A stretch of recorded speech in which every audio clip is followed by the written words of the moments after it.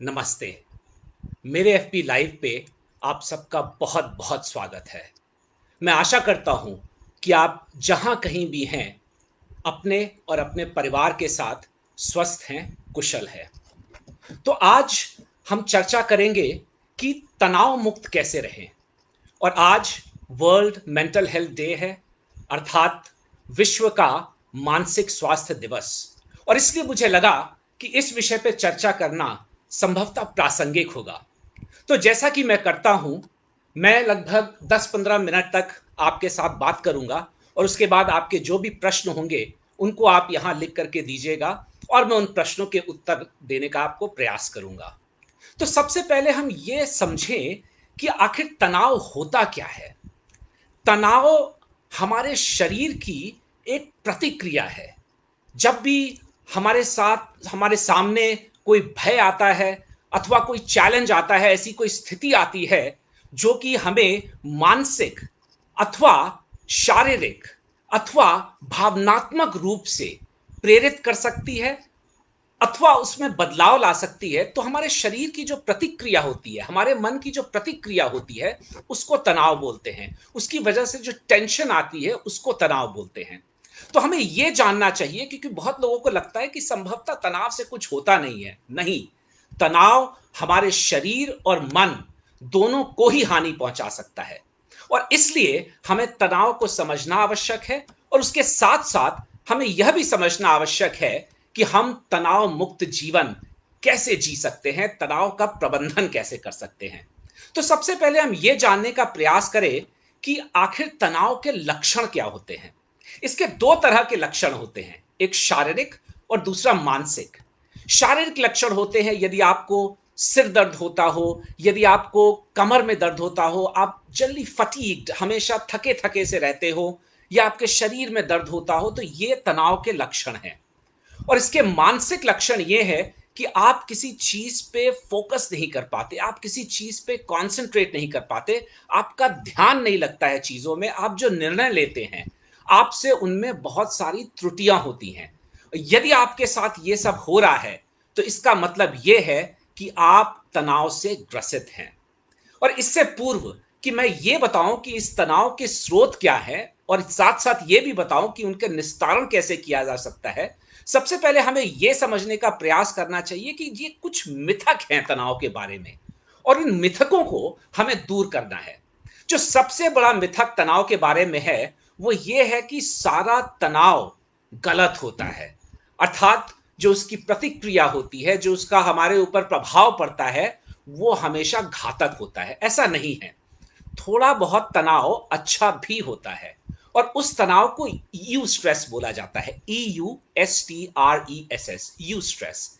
You stress वो अच्छा तनाव होता है। तो यदि हम ये देखें कि तनाव और परफॉर्मेंस के बीच में क्या रिलेशनशिप है, इनके बीच ये आपस में कैसे चलते हैं, तनाव और आप कैसा काम करते हैं, तो इसको एक इन्वर्टेड यू शेप में आप समझ सकते हैं कि थोड़ा बहुत यदि तनाव होगा तो आपका परफॉर्मेंस बढ़ेगा, अर्थात आपके कार्य करने की क्षमता बढ़ेगी। लेकिन जैसे ही तनाव एक पॉइंट से आगे चला जाएगा तब आपका जो काम करने की प्रभाव है वो नीचे आता चला जाएगा और आपका जो सक्सेस है, जो सफलता है, वो कम होती चली जाएगी और एक स्थान पे जा करके ये तनाव आपके लिए घातक भी सिद्ध हो सकता है।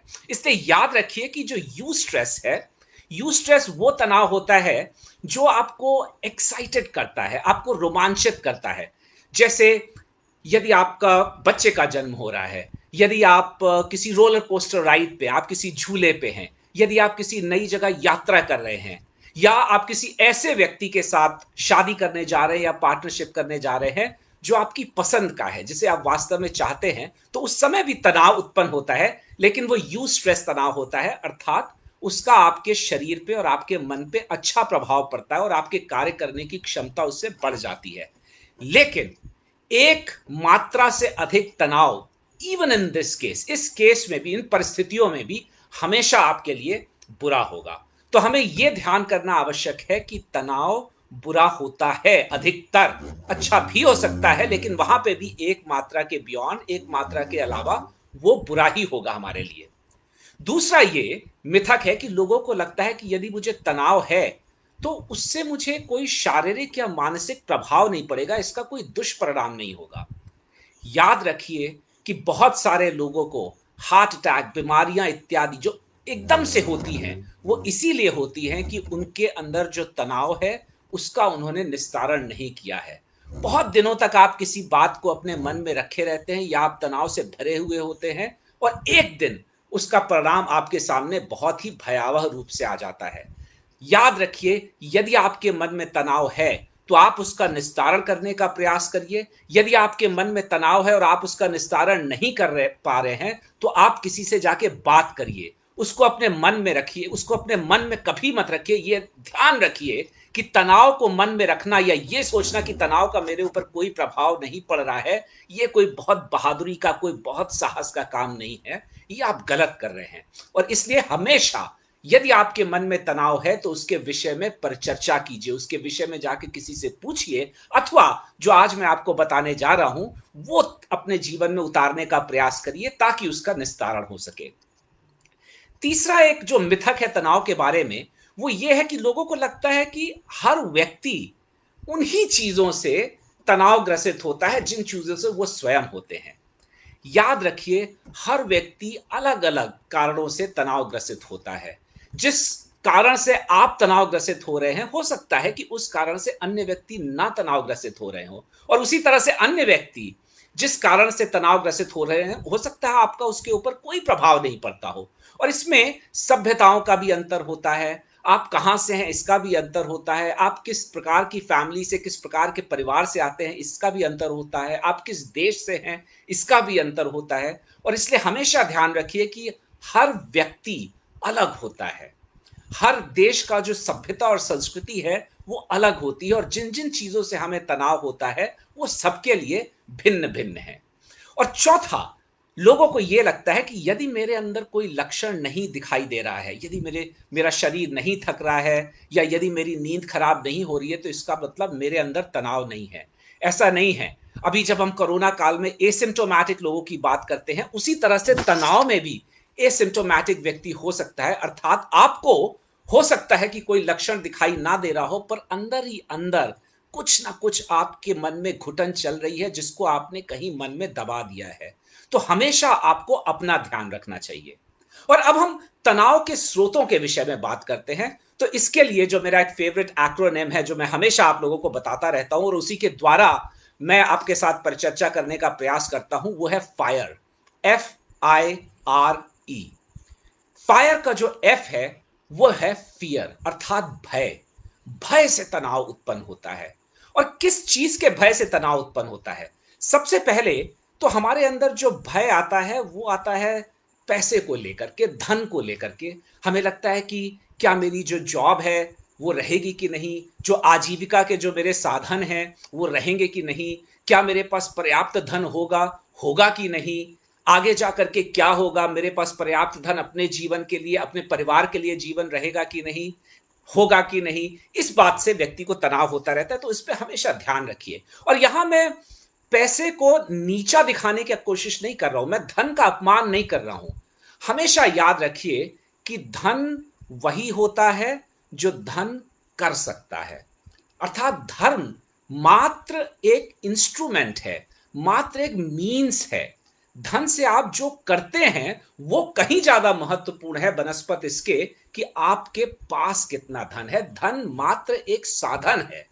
आप साधना क्या चाहते हैं, आपका साध्य क्या है, यह ज्यादा महत्वपूर्ण है जीवन में। जैसा कि महात्मा गांधी ने कहा कि इस पृथ्वी पर हर व्यक्ति की आवश्यकता को पूर्ण करने के लिए पर्याप्त चीजें हैं, लेकिन एक व्यक्ति का भी अगर ग्रीड है, एक व्यक्ति के अंदर भी यदि लोलुपता है, लालच है, तो उसके लिए यह पूरी पृथ्वी भी पर्याप्त नहीं है।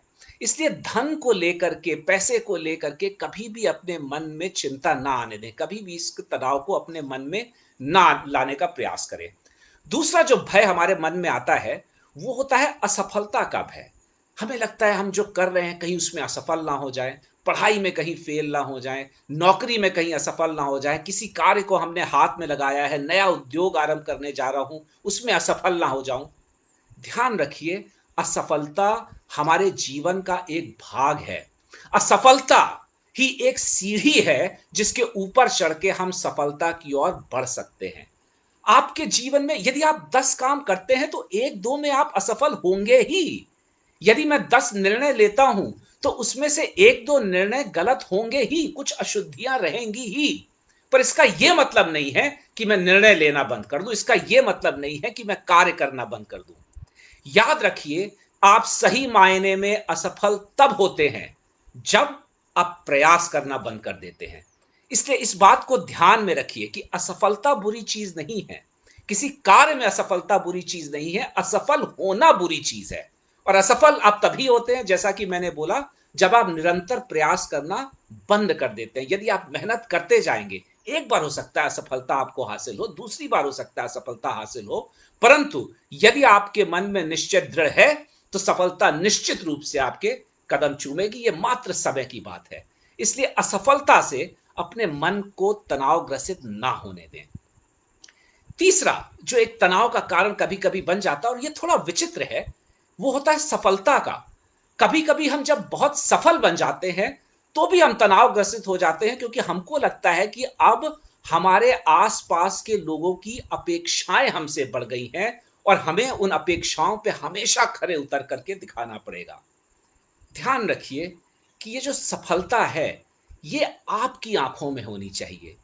दूसरे व्यक्ति आपके विषय में क्या सोच रहे हैं, दूसरे व्यक्ति आपसे क्या अपेक्षा रखते हैं, इसका आपसे कोई लेना देना नहीं है। दूसरों से अपने सुख को लेने का प्रयास मत करें।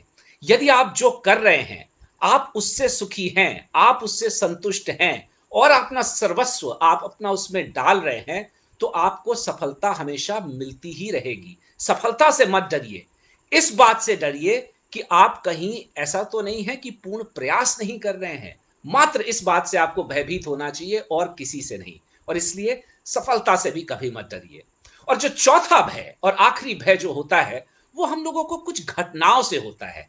जैसा मैंने बोला कि कभी कभी व्यक्ति यदि शादी करने जा रहा है और उसके दिमाग में थोड़ी अनिश्चितता है कि वो किससे शादी कर रहा है या क्या होगा आगे, जो गृहस्थ जीवन है वो सही होगा कि नहीं, ये सब घटनाओं से व्यक्ति को हमें कुछ कुछ तनाव होने लगता है। तो इसमें हमेशा ध्यान रखिए कि जो चीज आपके हाथ में नहीं है, वहां जाने का कोई मतलब नहीं है। जो हमारा जीवन है वो वर्तमान में है। तो हमेशा अपने आप को वर्तमान में रखने का प्रयास करिए, और यदि आप अपने आप को वर्तमान में रखेंगे तो आपके अंदर तनाव नहीं आएगा। और एक घटना जिसके वजह से व्यक्ति बहुत अधिक तनावग्रसित होता है, वह है मृत्यु। चाहे स्वयं की मृत्यु को लेकर के या अपने आसपास किसी परिजन, किसी सगे संबंधी की मृत्यु को लेकर के। मृत्यु एक वास्तविकता है। और यहां पे मैं थोड़ा सा आपको दर्शन समझाना चाहूंगा, क्योंकि उस दर्शन के बिना इस बात को मैं कभी भी आपके सामने ठीक तरह से नहीं ला सकता हूं। देखिए, किसी की यदि मृत्यु होती है, यदि किसी सगे संबंधी की मृत्यु होती है, तो उसका दुख तो होता ही है। लेकिन हमें यह समझना चाहिए कि यह शरीर नश्वर है, इसकी मृत्यु होनी ही है। लेकिन उसके साथ साथ यदि हम यह भी समझें कि ये जो हमारी आत्मा है, ये अमर है, तो आप इस विषय को, यदि किसी की मृत्यु हो जाती है, इसको समझ भली भांति से समझ सकते हैं, इसको अधिक अच्छे से समझ सकते हैं। याद रखिए कि ये जो आत्मा है, ये अमर है। गीता में लिखा हुआ है, नैनम छिंदंती शस्त्राणि। शस्त्र इसके अंदर छेद नहीं कर सकते हैं, छेद नहीं कर सकते हैं। नैनम दहति पावकः, अग्नि इसे जला नहीं सकती है। न चैनम क्लेदयन्ति आपो, पानी इसे गीला नहीं कर सकता है। न शोषयति मारुतः, हवा इसे शुष्क नहीं कर सकती है। ऐसा हमारी आत्मा होती है। तो आत्मा हमेशा ही अमर होती है। तो याद रखिए कि आपके जो परिजन हैं, उनकी आत्माएं अमर हैं और उनकी जो स्मृतियां हैं वो आपके साथ हमेशा रहेंगी। और इसलिए इसको लेकर के अपने मन में किसी भी ग्रंथि को ना आने दें, अपने मन में किसी तनाव को अधिक बढ़ने ना दें। तो ये तो हुआ एफ अर्थात फियर। दूसरा जो आय है वो है इनएक्शन अर्थात अकर्मणता। बहुत बार हम लोग किसी चीज के ऊपर ध्यान नहीं देते हैं। मेरी अपना जो शोध है उसमें एक चीज ये आई है कि जो हमारे दिमाग में जो कॉन्फ्लिक्ट आती है, हमारे दिमाग में जो तनाव की स्थितियां आती है, हमारे दिमाग में जो टेंशन आते हैं, वो उन छोटी-छोटी चीज़ों से आते हैं, जो संभवतः आपके जीवन में रोज़मर्रा का हिस्सा बन गए हैं। जैसे उदाहरण के तौर पे यदि आप ऐसी जगह काम करते हैं या ऐसी जगह रहते हैं, जहाँ बहुत आवाज़ आती है, बहुत ज़्यादा नॉइज़ है। मान लीजिए आपके घर के आस-पास कोई रेल की पटरी है और वहाँ से रोज़ आवाज़ आती रहती है। या आपका घर ऐसी जगह पे है जहाँ पे बहुत ज़्यादा ट्रैफ़िक चलता रहता है। या आप बड़े एक छोटे से एक क्यूबिकल में काम करते हैं। या आप ऐसी जगह पे हैं जहाँ पे बहुत गर्मी होती है या बहुत ज़्यादा सर्दी होती है। या कभी-कभी इस बात से भी तनाव बढ़ जाता है, यदि आप ऐसे स्थान पे काम करते हैं या ऐसे स्थान पे रहते हैं जहाँ पे लाइट अर्थात रोशनी पर्याप्त नहीं है। तो आपको एक काम करना चाहिए, आपको एक जर्नल बनाना चाहिए अर्थात एक डायरी बनानी चाहिए और उस डायरी में आप अपने आप से 4 प्रश्न करिए और ये डायरी बनाना बहुत ही महत्वपूर्ण है और आप लोग एकदम अभी ही एक कागज़ कलम निकालिए और उसके ऊपर लिखिए। सबसे पहले ये लिखिए कि व्हाट कॉज़्ड यू स्ट्रेस? आपको आखिर तनाव आया, तो वो कैसे आया? किस चीज़ से आया? वो क्या किसी व्यक्ति से आया? क्या किसी वस्तु से आया? क्या किसी स्थान से आया? किसी अन्य जीव से आया? या इनका कोई कॉम्बिनेशन था, मिला-जुला कोई स्वरूप था इनमें से 2, 3 अथवा 4 चीज़ों का जिनकी वजह से आपको तनाव आता है। दूसरा चीज़ आप ये लिखिए कि इसके बाद जब आपके मन में तनाव आया, तो आपको कैसा महसूस हो रहा था? आप क्या क्रोधित हो रहे थे? आप क्या बहुत दयनीय स्थिति में आ गए थे? आप क्या इरिटेटेड हो गए थे? आपको जल्दी से गुस्सा आ रहा था? या आप दुखी हो गए थे? तो किस तरह की भावना, आपकी भावनात्मक प्रतिक्रिया क्या थी उस व्यक्ति, वस्तु, विषय के प्रति, उसको लिखिए। तीसरा ये लिखिए कि आपने क्या किया जिससे आपको लाभ मिला उस समय जो भी आपने किया हो। और चौथा ये लिखिए कि क्या ये बार बार करने से आपको निरंतर लाभ मिलता रहा है। जब आप एक इस तरह की डायरी बना लेंगे, तो आपको स्वयं ही काफ़ी सारे प्रश्नों के उत्तर मिलने लगेंगे। आपको पता चलेगा कि हो सकता है कि कोई ऐसी वस्तु है या कोई ऐसी व्यक्ति है या कोई ऐसा स्थान है, जिसकी वजह से आपको लगातार इरिटेशन हो रही है, जिसकी वजह से आप तनाव से ग्रसित हो रहे हैं। और एक बार जब आप उसके रूट कॉज़ पे पहुँच जाते हैं, आप उसकी जड़ तक पहुँच जाते हैं, तब उसको आप समूल नष्ट कर सकते हैं, समूल हटा सकते हैं, अपने आप को तनाव मुक्त कर सकते हैं। तो ये था फायर का एफ और आई। फायर का जो आर है, वो है रिलेशनशिप इश्यूज अर्थात हमारे संबंध। और वो संबंध दोनों जगह, चाहे वो हमारा जो कार्य करने का जो हमारा ऑफिस है वो संस्थान हो, चाहे वो हमारा घर हो। कभी कभी जो हमारी रिलेशनशिप है, जो हमारे संबंध है, चाहे वो हमारे सहकर्मियों से हो, चाहे वो हमारे घर के लोगों से हो, वो भी हमारे अंदर एक तनाव लेकर के आ जाते हैं।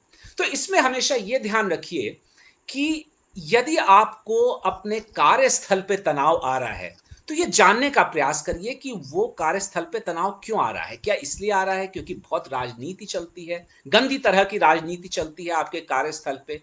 और यदि ऐसा होता है, तो आप समझने का प्रयास करिए कि आप किस तरह से लोगों को इन्फ्लुएंस कर सकते हैं और लोगों को आप इन्फ्लुएंस कैसे कर सकते हैं, लोगों को प्रभावित कैसे कर सकते हैं, लोगों को प्रोत्साहित कैसे कर सकते हैं। इस पे मैंने एफबी लाइव पे पूर्व में एक सेशन दिया हुआ है। और जहां तक घर में तनाव की बात आती है, तो अधिकतर मैंने यह देखा है कि लोग तब तनावग्रस्त हो जाते हैं जब वो किसी और का गिल्ट अपने सर पे लगते हैं। अर्थात कुछ भी अगर हो रहा हो, वो हो रहा हो किसी और कारण से, लोग उसको अपने सर पे लेने का प्रयास करते हैं। और कभी-कभी आपके घर वाले संभवतः आपको शर्मिंदा करने का प्रयास करते हैं। जैसे मान लीजिए अगर आप काम करते हैं, तो हो सकता है कि आपके घर में या आपके आस-पास को कोई व्यक्ति बोले, "अरे! आप बच्चों का ध्यान नहीं देते, पूरा समय तो आपका काम पे चला जाता है।" ख़ासकर महिलाओं के साथ ये ज़्यादा होता है कि उनको लोग शर्मिंदा करने का प्रयास करते हैं। और इसके लिए मेरा आपसे ये आग्रह है कि मैंने एक बार पहले भी बात करी थी इन्वर्टेड पिरामिड की। आप हमेशा जीवन में इन्वर्टेड पिरामिड का पालन करिए। इन्वर्टेड पिरामिड का अर्थ होता है, लोग आपको साधारणतः कहेंगे कि परिवार के लिए अपने आप को सैक्रिफाइस कर दो, अपने आप को न्यौछावर कर दो, देश के लिए परिवार को न्यौछावर कर दो। मैं बोलता हूं आप इस पिरामिड को उल्टा कर दीजिए। सबसे पहले आप अपना ध्यान रखिए, सबसे पहले आप अपने आप को खुश रखिए, सबसे पहले आप अपने आप को स्वस्थ रखिए, सबसे पहले आप अपने आप से प्रेम करना सीखिए। क्यों? क्योंकि याद रखिए, आप दूसरों को वही दे सकते हैं, जो आपके पास स्वयं है। यदि आपके पास धन नहीं है तो आप धन बांट नहीं सकते। यदि आप स्वयं प्रसन्न नहीं हैं तो आप दूसरों को प्रसन्न नहीं कर सकते। यदि आप स्वयं स्वस्थ नहीं हैं तो आप दूसरों का ध्यान नहीं दे सकते। यदि आप स्वयं से प्रेम नहीं करते हैं तो आप दूसरों से भी प्रेम करने की क्षमता अपने अंदर नहीं ला करके आ सकते। इसलिए लोगों की बात को बिल्कुल नकारते हुए उनको अनसुना करिए, अपना ध्यान रखिए, अपनी खुशी का ध्यान रखिए, और एक बार जब आप खुद सशक्त बन जाएंगे या बन जाएंगी तो आप दूसरों का ध्यान बेहतर रूप से रख सकते हैं। और आखिरी जो ई है हमारा, फायर का ई, वो है एनवी अर्थात ईर्ष्या। कभी कभी हम इस बात से तनाव में आ जाते हैं क्योंकि हम दूसरों के साथ अपने आप को कंपेयर करने लगते हैं। हम दूसरों के साथ अपनी तुलना करने लगते हैं कि अरे उसके पास मेरे से अधिक पैसा है, मेरे पास उतना पैसा नहीं है, मेरे पास इतने संसाधन नहीं है। हमेशा ध्यान रखिए कि जीवन में आपके जो भी चीजें हों उनको दो भागों में बांटिए। एक, जिनके ऊपर आपका नियंत्रण है, और दूसरा जिनके ऊपर आपका नियंत्रण नहीं है, जो बाह्य हैं। और जो चीजें बाह्य हैं, जिनके ऊपर आपका नियंत्रण नहीं है, प्रयास करिए कि आप उनके ऊपर ज्यादा समय ना लगाएं, क्योंकि उनके ऊपर समय लगाना आपके समय का दुरुपयोग है, वो बेकार है। जिन चीजों के ऊपर आपका नियंत्रण है उनके ऊपर समय लगाएं, उनको समझने का प्रयास करें। जैसे अभी हम यदि कोविड संक्रमण की बात करें, तो ये कोविड संक्रमण कैसा है, कब तक चलेगा, वैक्सीन कब तक आएगी, हमारे इस पे कोई नियंत्रण नहीं है। इसलिए उसके ऊपर बुद्धि लगाना हमको तनावग्रसित अवश्य करेगा। लेकिन हमारे हाथ में क्या है? हमारे हाथ में यह है कि हम मास्क पहन के जाएं। हमारे हाथ में यह है कि हम एक फिजिकल डिस्टेंसिंग, जो 6 गज की दूरी की बात की जाती है, हम वो 6 गज की दूरी बना के रखें। हमारे हाथ में यह है कि अपने हस्तों का प्रक्षालन करें, समय समय पे अपने हाथों को सैनिटाइज करते रहें, हस्त प्रक्षालन करते रहें। तो जो हमारे नियंत्रण में चीजें हैं, यदि हम उनके ऊपर ध्यान डालेंगे तो हम तनावग्रसित नहीं होंगे।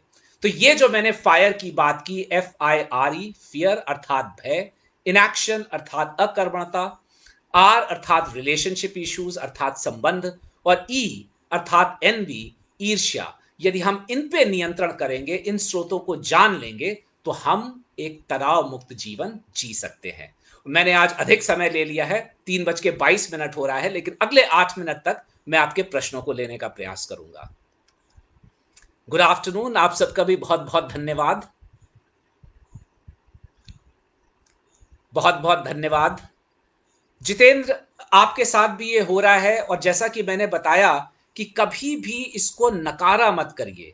यदि आपके साथ आपको इनमें से कुछ लक्षण दिखाई दे रहे हैं, यदि आपको लग रहा है कि कुछ चीजों से आप तनावग्रसित हो रहे हैं, कुछ चीजों से आप कुंठित हो रहे हैं, तो इनका निस्तारण करिए। यदि जो मैंने आज आपको बताया है उनसे निस्तारण हो सकता है तो बहुत अच्छा, नहीं होता है तो आप लिखिए। एक मैंने इनिशिएटिव भी आरंभ किया है जिसका नाम है सेंटर फॉर कॉन्फ्लिक्ट मैनेजमेंट। उसकी वेबसाइट है सेंटर, CENTRE 4CM.org।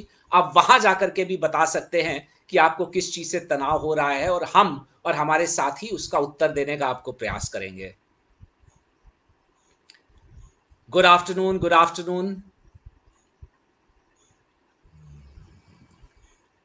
मोनिका, अगर आप एक नया प्रोजेक्ट हैंडल कर रही हैं और आप अपने आप को प्रूव करना चाहती हैं, तो जैसा कि मैंने बोला कि कार्य क्षेत्र में सहकर्मियों की अपेक्षाएं जब आपसे होने लगती हैं तो कभी कभी व्यक्ति तनावग्रसित हो जाता है। और इसके निस्तारण का सिर्फ एक ही उपाय है, और वो ये है कि आप अपने आप पे ध्यान दीजिए। अर्थात आप जो काम कर रहे हैं, आप उससे प्रसन्न हैं कि नहीं? आप जितनी मेहनत कर रहे हैं, क्या आप उसमें अपनी सर्वस्व मेहनत कर रहे हैं?